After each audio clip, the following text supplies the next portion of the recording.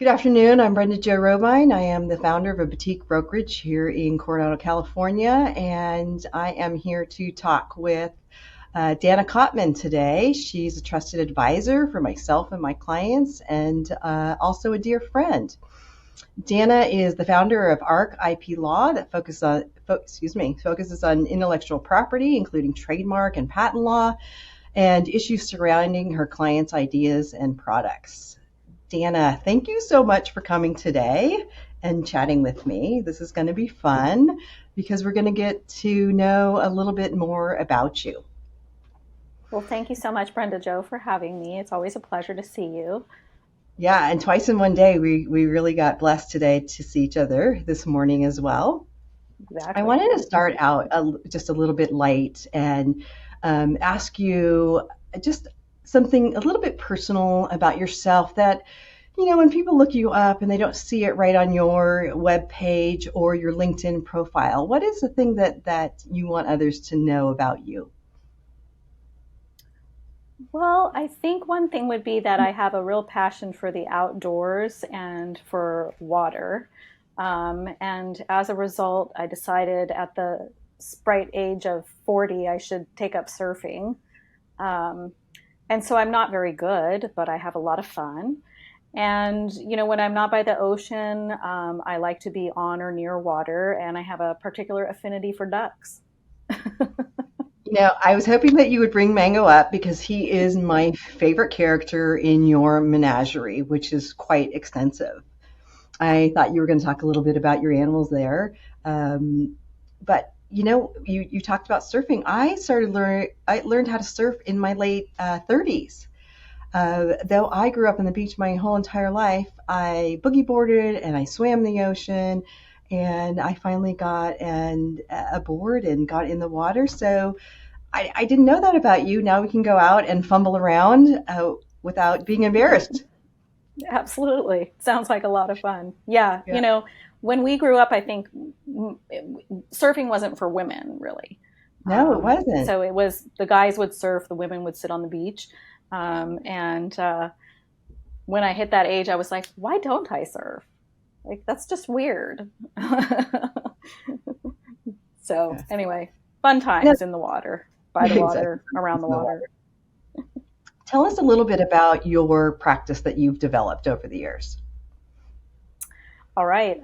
So I'm the founder of ARC IP Law, and we're a boutique intellectual property law firm, which means our primary focus is on what we call IP for intellectual property matters. Um, and we founded this firm because we wanted to be able to give really good service for a very reasonable price to not just startup companies or inventors, but well established companies. So we've kind of set up a model where we um, work with our clients very intimately to um, pay attention to the budget, I guess you could Mhm. say, um, and really try to make sure there's a good understanding of how much things are going to cost, how that's going to be spread out over time, and then be very strategic about what to do and when. Um, and sometimes you can't do everything, so you have to pick and choose and be intentional about which items you might pursue or how you might protect things based on what resources you have. So we've got a great team of people that we all love what we do, and just have a lot of fun doing it because we see such a variety of things throughout the day.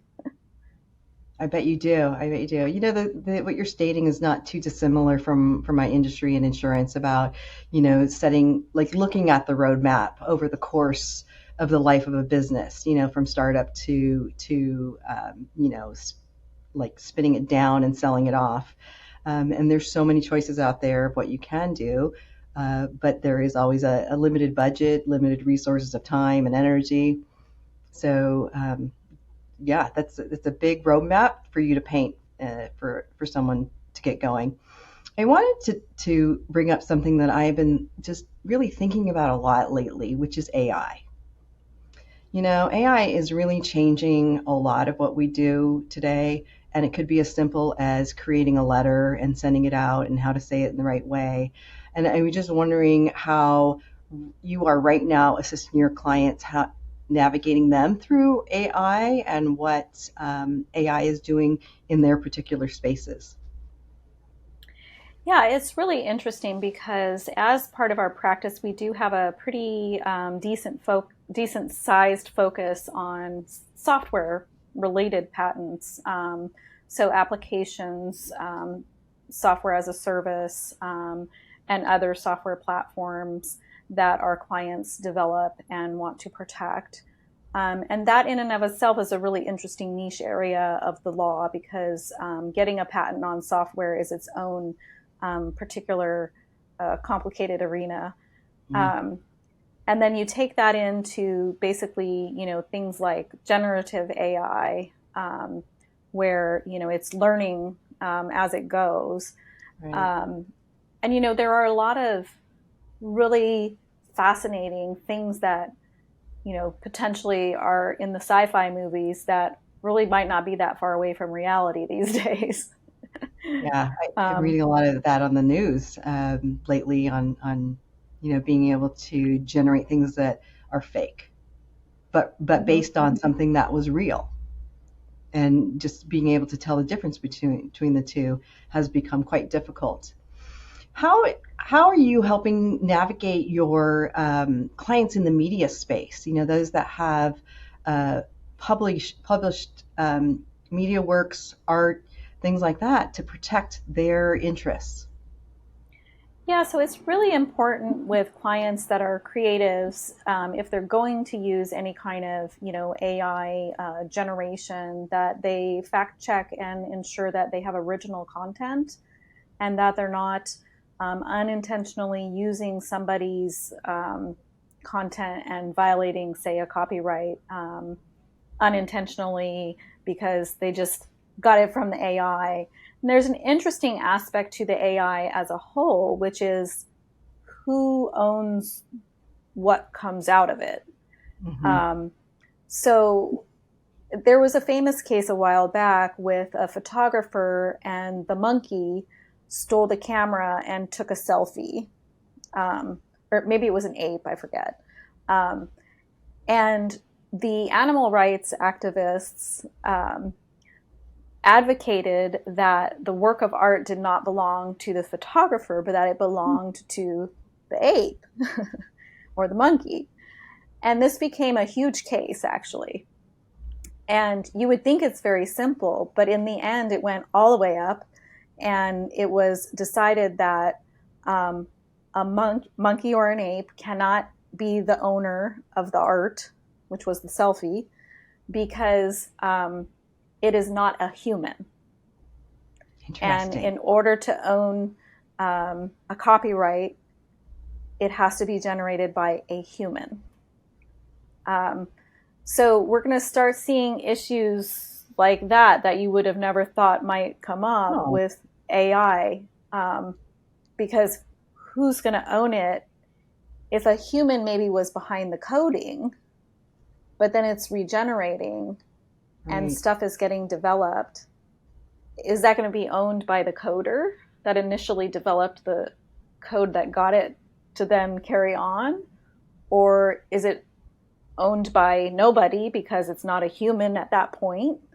Hmm. There's a lot of very kind of esoteric thoughts and conversations that are going on in this space right now. I find it Um, incredibly fascinating.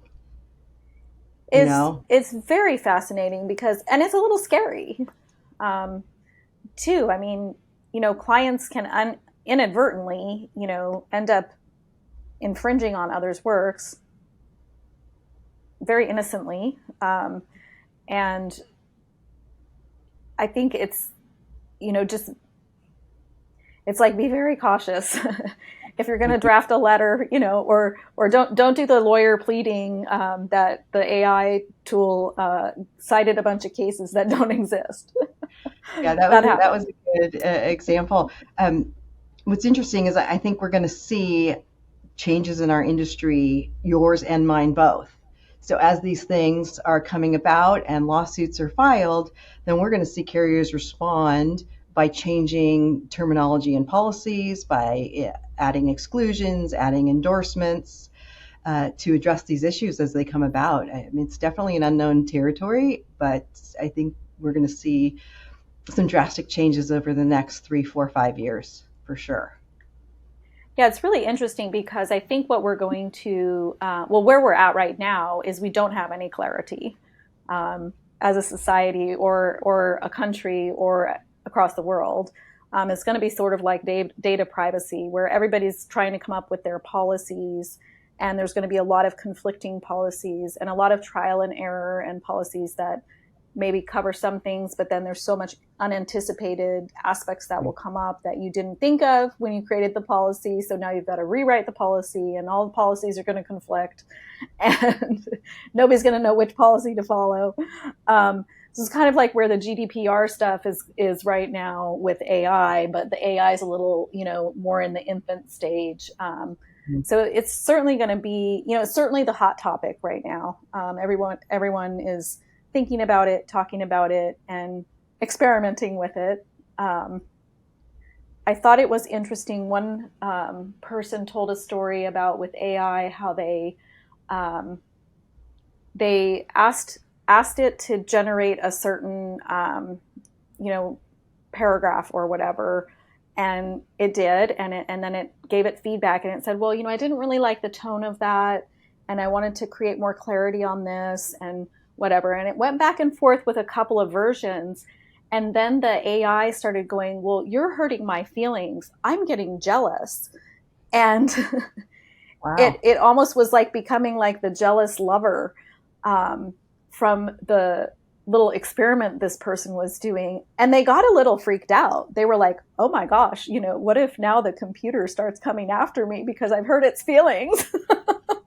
Yeah, I mean that literally it could happen, right? That the iterations become more and more human, Mm-hmm. and the feedback is more and more human. Like you and I would say to each other in a conversation, I don't really like that, and I don't like how you're saying that to me, um, because of feedback that it's receiving from all over the world, depending upon who's using that program.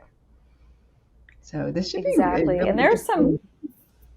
there are some great series out there that are, relatively new, but also some older ones. The one that comes to mind was Sim One, which was they created this computer person that basically was a sim chip, and it was in a human body, and they were experimenting with the movie industry to see if they could pass it off as a human. Um, that's at least my best recollection of it. Um, and so I think we're going to see, more of this and how it impacts people. So, for example, the Writers Guild and actors and actresses have recently gone through some big struggles. Hmm. And one of the elements of that was that they were being asked to essentially, if they took the role, to give up um, all their name likeness for AI purposes um, in whatever capacity it was wanting to be used without having to get their permission in the future. And so then, you as a human could be cast in a light of a character that maybe you wouldn't approve of. Um, and so it created quite a bit of, conflict, and I'm glad Hmm. it's working its way out. But there's now a whole new scope of, I guess, intellectual property that isn't clearly defined. Yeah, for sure. And yet to be determined, right? As we move Yeah, through all these things. I right. wanted to talk to you a little bit about a meeting we were at last week where we had a presentation from a company who works as a common logistics company for others, selling retail products on Amazon.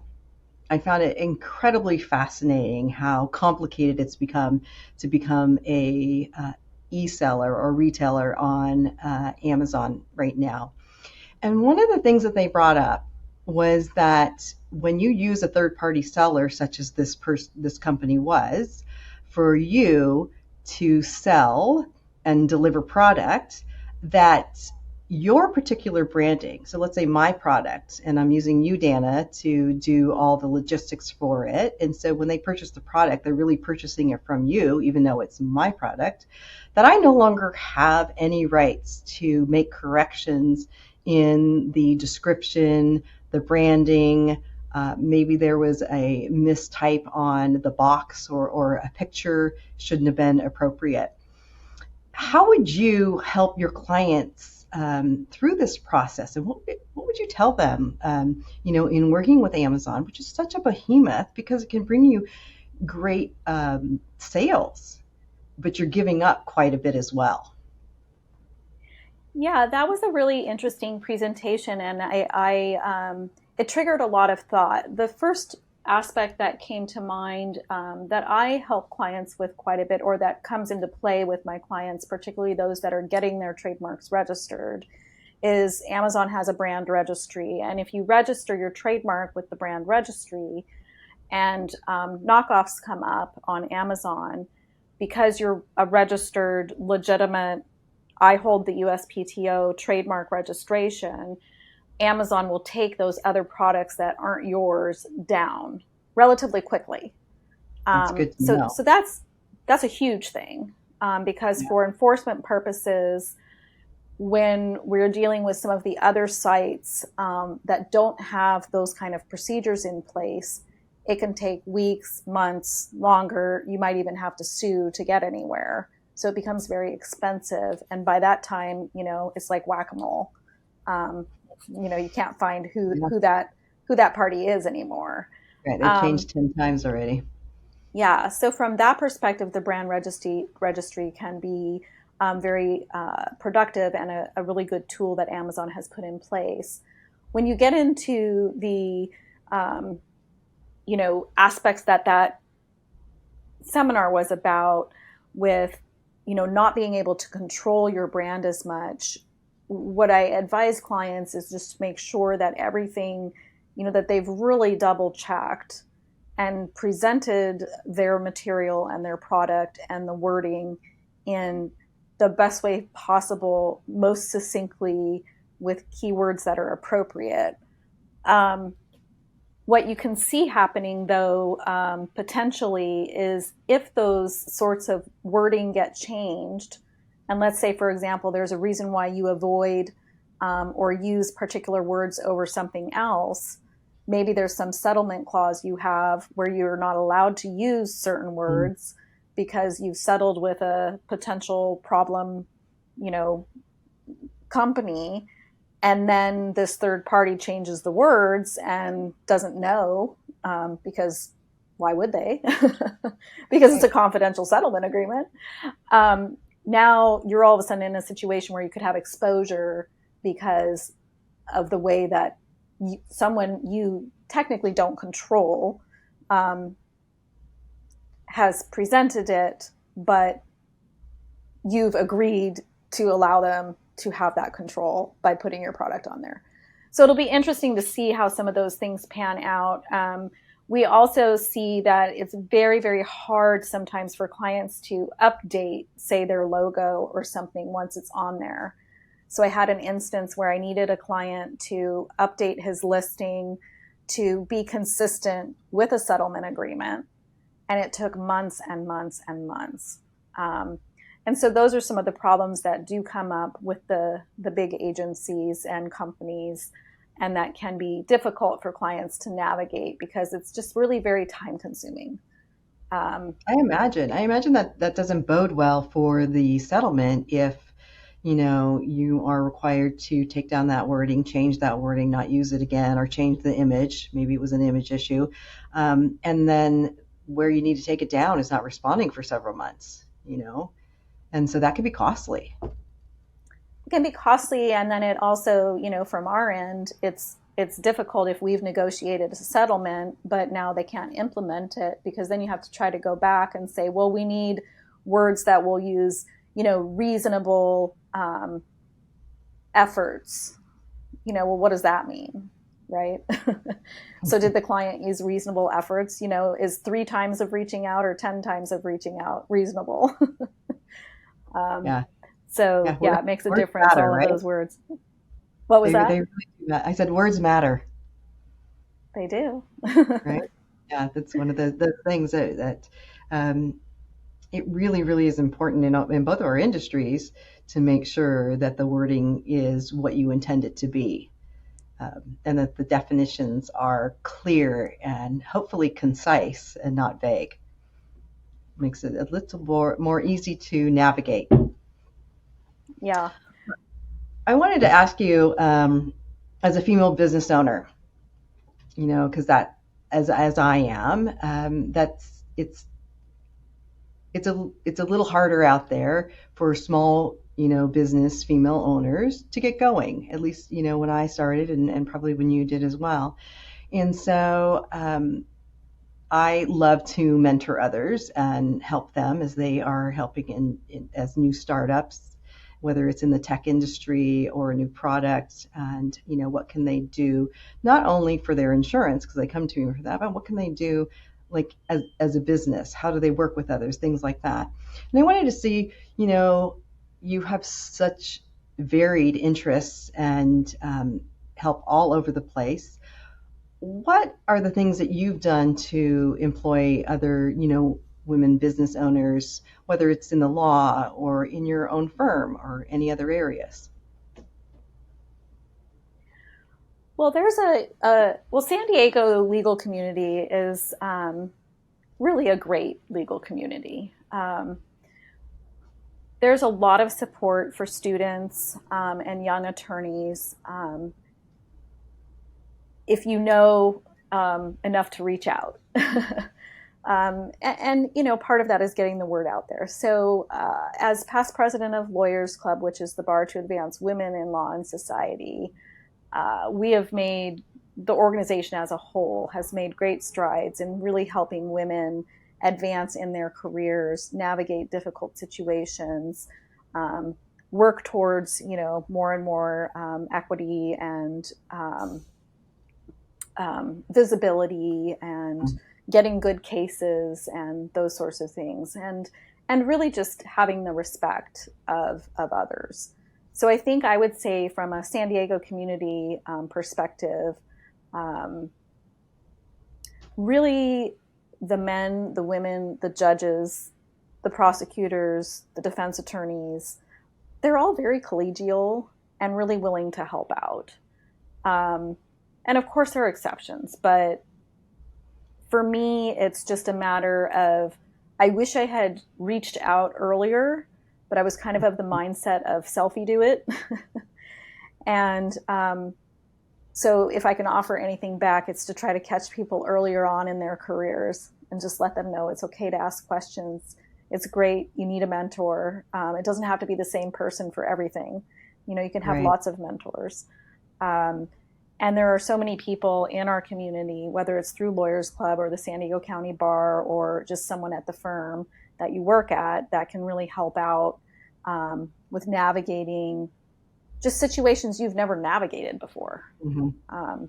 And that's what you're doing pretty much every day as a new lawyer. And even as a more experienced lawyer, you're still going to come across things every day that you haven't navigated. And every day is something new and something you need to learn. And there's probably someone out there that's handled it before, but Yeah. finding that person is, why we build our networks and have those contacts that we have and support each other and support, the younger and the more less experienced people in the industry. That's awesome. I do love our networks. I have to be honest.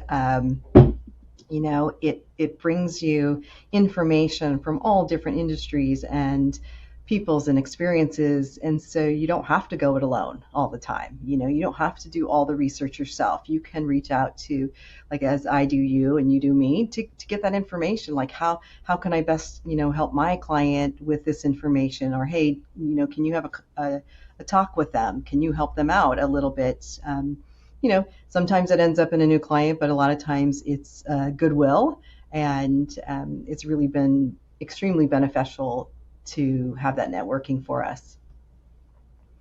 Yeah, I I think want, goodwill goes a long way. A lot of what we do is just educate people. yeah, And always those first few phone calls, there's a lot of questions and a lot of, education that we do for our potential clients or just, colleagues. So I'm going to be giving a talk soon to a group of varied professionals, and they want to hear about the different types of intellectual property and sort of what to look out for and how do you know if you have something that needs to be protected, so you would even take the first step of asking, right? Because exactly. that's the main thing. Is a lot of times people will be like, well, I've been doing this for 10 years and nobody told me I could protect this or that I should. Yeah. um, and then it might be too late, it might not be. Depends on what it is, but that's a whole nother conversation. Yeah, that's great. That's awesome. I think that educating is so important, um, and that we can do it more often and more frequently as time permits, so that we don't have to make those same mistakes that others have made. It's very beneficial, especially new business startups, to be able to learn the lessons from others before them. Kind of catapult you ahead if you're open to being educated. Yeah, and it's not dissimilar to what you do in your industry, where the clients need to understand what insurance they have, but what they don't have that they might, or should have need. um, and sometimes I tell clients, like, look, if you want me to just give you advice and tell you what we need to do, that's the most efficient way. If you want to really understand and be educated on it, that's going to cost more, because it's more time consuming. It is Um, more. but I think that's where you get into providing the extra value, and um, inevitably you learn something too for yourself. So it all works out in the end. Well, thank you so much for coming today. I always love to hear about your fun new trials and tribulations in the IP and patent world. It is fascinating. And it seems to just be moving more rapidly today than it did last year. How can anybody who's listening to us, watching us today, how can they best connect with you? Well, I would say the best way to connect is to pick up the phone and call me. And my number is 858-729-0800.